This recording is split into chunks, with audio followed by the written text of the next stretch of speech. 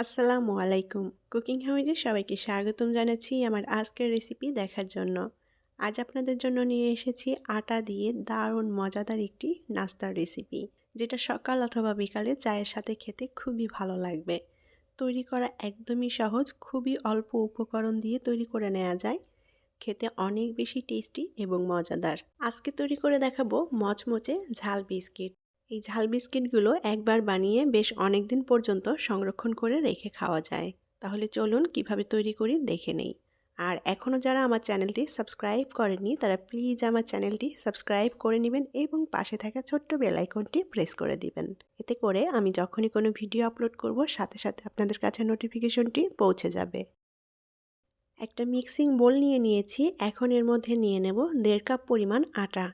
আমি আটা দিয়ে তৈরি করছি, চাইলে এটা ময়দা দিয়েও তৈরি করে নেওয়া যাবে। আর যে যতটা তৈরি করতে চান আটা অথবা ময়দা সে পরিমাণে নিয়ে নিতে হবে। দিয়ে দেব স্বাদ মতো লবণ।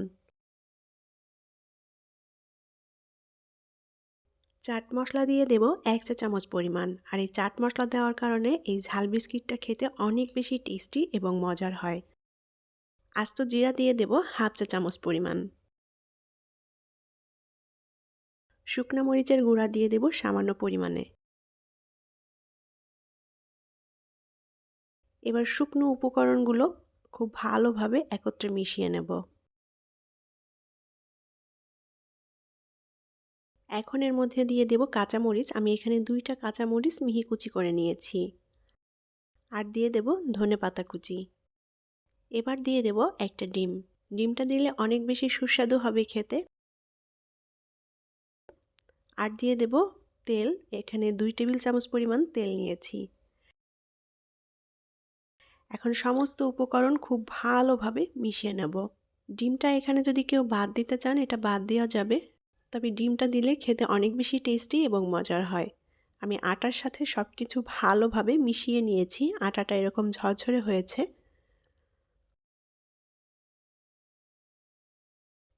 এখন এর মধ্যে অল্প অল্প করে পানি দিয়ে একটা ডো তৈরি করে নেব। আর ডোটা আমি একটু শক্ত করে মেখে নেব। পানিটা একবারে দেওয়া যাবে না, অল্প অল্প করে দিতে হবে। তা না হলে একবারে পানি পড়ে ডোটা নরম হয়ে যেতে পারে। আর এখানে আমি ডোটা যেহেতু শক্ত করে তৈরি করব, তার জন্য অল্প অল্প করে পানি দিয়ে ডোটা তৈরি করে নিতে হবে।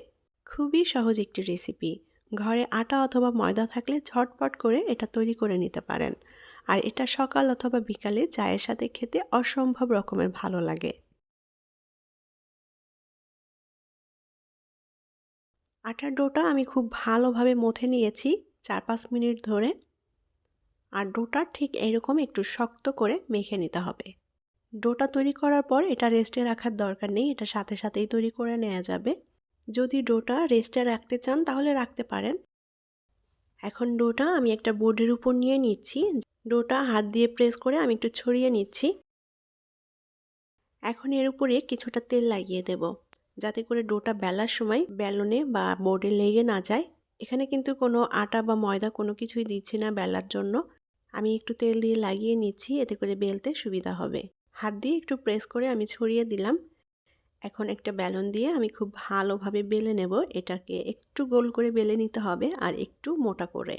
সব দিকটাই সমান করে বেলে নিতে হবে, যেন কোথাও উঁচু বা কোথাও নিচু না থাকে। তো আমি খুব সুন্দর একটা গোল রুটির মতো তৈরি করে নিয়েছি, একটু মোটা সাইজ করে।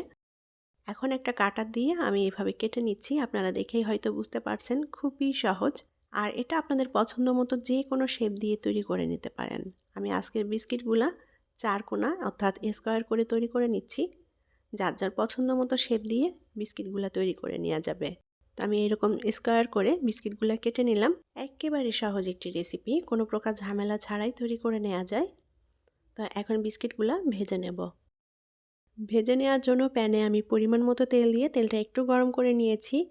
এখন একটা একটা করে বিস্কিট দিয়ে দেব প্যানে যতগুলো ধরে। চুলার আঁচটাকে মিডিয়াম টু লোয়ের মাঝামাঝি রেখে বিস্কিটগুলো ভেজে নেব। অল্প আঁচে ভেজে নিলে খুব সুন্দর মতো ভাজা হবে, সব কিছু ভালো মতো সেদ্ধ হয়ে যাবে। তো এপিট ওপিট করে উল্টে দিতে হবে। এটা কয়েকবার উল্টাপাল্টা করে খুব সুন্দর একটা গোল্ডেন কালার করে ভেজে নেব। বিস্কিটটা যার যার পছন্দ মতো কালার করে ভেজে নিতে পারেন। তবে চুলার আঁচটা অবশ্যই অল্প রেখে ভেজে নিতে হবে, যেন খুব সুন্দর মতো সেদ্ধ হয়ে যায় আর ভাজাটাও পারফেক্ট হয়।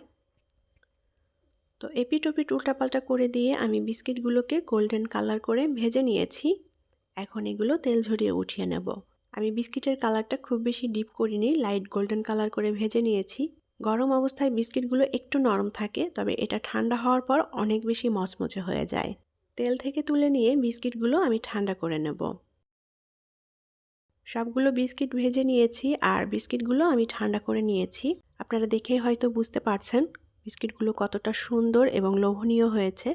এটা খেতেও কিন্তু অনেক বেশি টেস্টি এবং মজাদার। যাদের ডায়াবেটিস আছে, যারা মিষ্টি বিস্কিট খেতে পছন্দ করেন না, তারা এভাবে সকাল অথবা বিকালে চায়ের সাথে খাওয়ার জন্য ঝাল বিস্কিটগুলো তৈরি করে নিতে পারেন। এটা খেতে সবাই ভীষণ পছন্দ করবে। আমি একটা বিস্কিট ভেঙে দেখাচ্ছি কতটা মচমচে হয়েছে।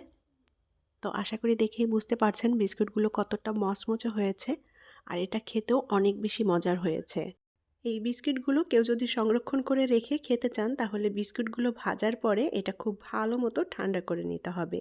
বিস্কিটগুলো পুরোপুরি ঠান্ডা হয়ে গেলে এটা একটা এয়ারটাইট বক্সে ভরে রেখে দিবেন। এই বিস্কিটগুলো 7 দিন পর্যন্ত সংরক্ষণ করে রেখে খাওয়া যায়। বাসায় অবশ্যই রেসিপিটি ট্রাই করে দেখবেন, আমার বিশ্বাস আপনাদের কাছে ভীষণ ভালো লাগবে। আর আমার আজকের রেসিপি যদি আপনাদের কাছে ভালো লেগে থাকে, তাহলে প্লিজ ভিডিওটি শেয়ার করবেন। পরবর্তী রেসিপি দেখার আমন্ত্রণ জানিয়ে আজকের মতো বিদায় নিচ্ছি। সবাই অনেক অনেক ভালো থাকবেন এবং আমাদের জন্য দোয়া করবেন। আল্লাহ হাফেজ।